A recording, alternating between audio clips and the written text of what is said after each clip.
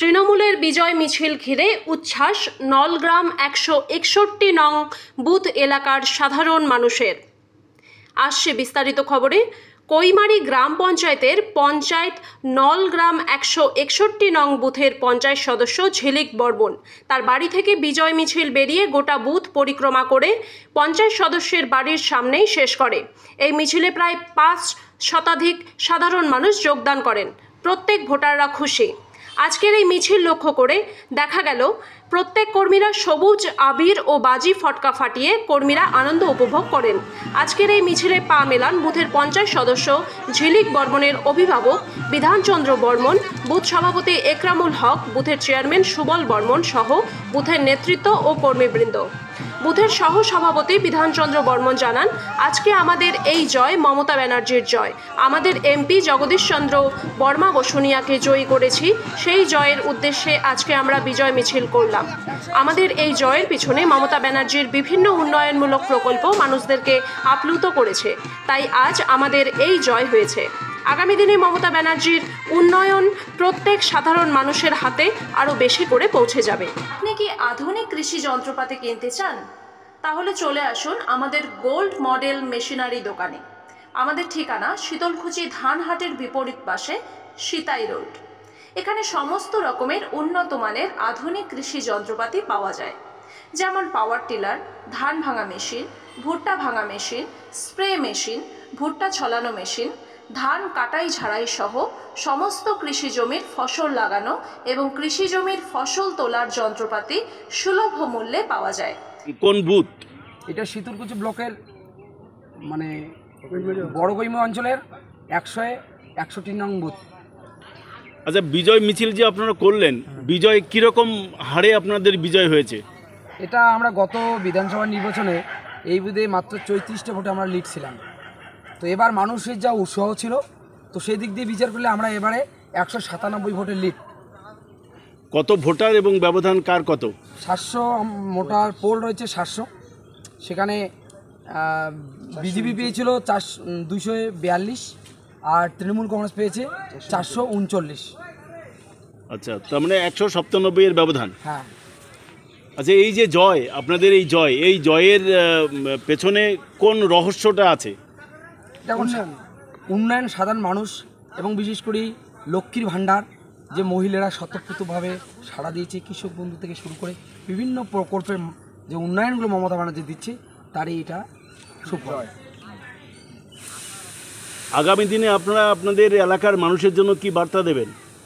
আগামী দিনে আমরা মানুষকে এই মেসেজ দিতে চাই যে উন্নয়নটা আরও বেশি করে যাতে ঘরে ঘরে পৌঁছতে পারে মমতা ব্যানার্জি।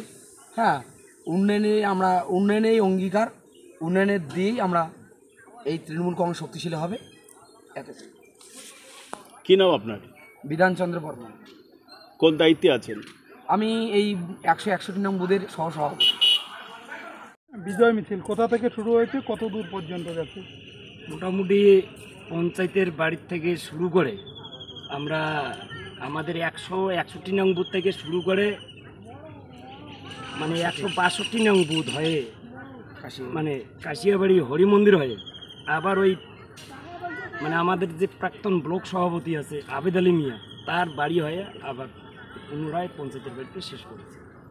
আজকের এই বিজয় মিছিল উপলক্ষে কি বার্তা দেবেন এখানকার স্থানীয় বাসিন্দাদের?